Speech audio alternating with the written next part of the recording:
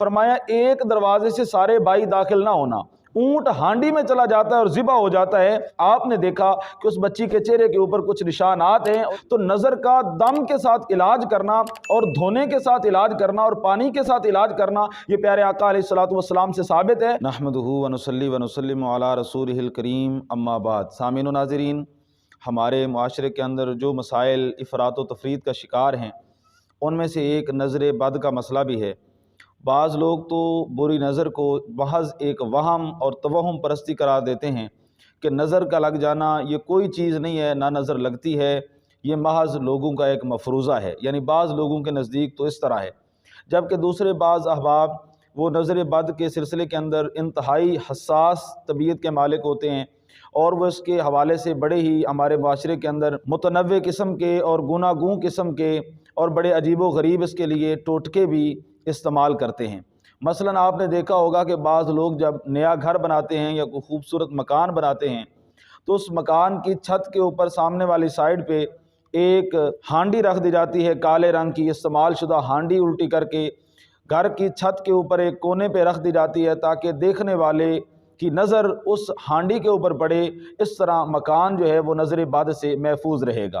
اسی طرح بعض لوگ ایسا کرتے ہیں کہ جب کوئی نئی گاڑی لیتے ہیں یا کوئی خوبصورت کسی کی اگر گاڑی ہوتی ہے تو وہ اس کے ساتھ پرانا جوتا باندھ دیتے ہیں، یا بعض اوقات جانوروں کے گلے کے اندر پرانے جوتے باندھ دیتے ہیں، جوتا لٹکا دیتے ہیں، چمڑے کے جوتے کے اندر سوراخ کر کے یا اس کے اندر رسی ڈال کے دھاگا ڈال کے، اور بعض اوقات تو ایسا بھی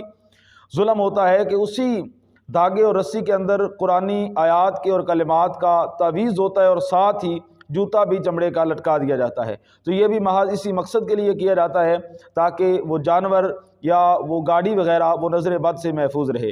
اسی طرح بعض لوگوں کی اگر فصل زیادہ اچھی ہو اور وہ راستے کے سامنے ہو تو وہ اس فصل کے اندر 4-5 فٹ کی کوئی لکڑی وغیرہ لے کے اس کے اوپر کچھ جوتا الٹا کر کے لٹکا دیتے ہیں، اور اس سے ان کا مقصد یہ ہوتا ہے کہ اس طرح وہ فصل لوگوں کی بری نظر سے محفوظ رہے گی۔ تو یہ تمام چیزیں جو محض لوگ اپنے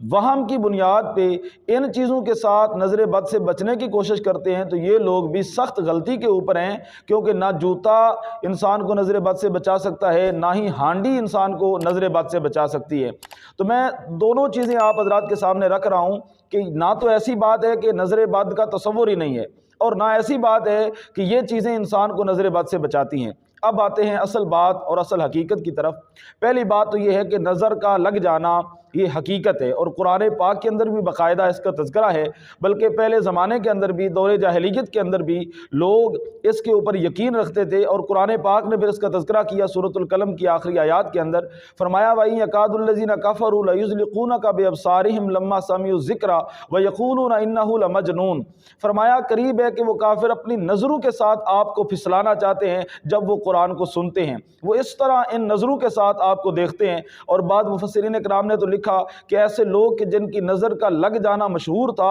اہل عرب نے ان کی خدمات لیں، ان کے بارے میں یہ مشہور تھا کہ جس کو بری نظر سے دیکھتے ہیں اس کو نقصان پہنچا دیتے ہیں۔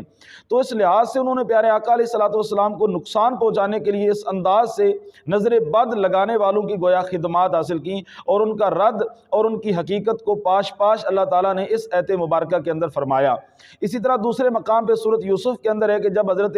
یعقوب علیہ السلام کے بیٹے حضرت یوسف علیہ السلام کے بھائی مصر کی طرف جا رہے تھے تو حضرت یعقوب علیہ السلام نے ان کو نصیحت کی، لا تدخلوا من باب واحد، فرمایا ایک دروازے سے سارے بھائی داخل نہ ہونا، وادخلوا من ابواب متفرقہ۔ تو حضرت یعقوب علیہ السلام فرمانے لگے اپنے بیٹوں کو کہ مختلف دروازوں سے داخل ہونا۔ تو مفسرین کرام نے لکھا اس کی وجہ بھی یہ تھی کہ وہ اپنے بیٹوں کو گویا تلقین کرنا چاہتے تھے کہ اگر ایک دروازے سے داخل ہوگے تو تمہیں نظر بد نہ لگ جائے، جیسی لہیم و شہیم تمہاری جسامت ہے، حسین و جمیل تمہاری شکلیں ہیں جس طرح، لہٰذا انہوں نے بیٹوں کو نصیحت کی کہ تم نے مختلف دروازوں سے داخل ہونا ہے۔ تو اس سے بھی نظر بد کا لگ جانا یہ ثابت ہوتا ہے۔ اسی طرح صحیح بخاری مسلم کی حدیث ہے، پیارے آقا علیہ الصلوۃ والسلام نے فرمایا العین حق،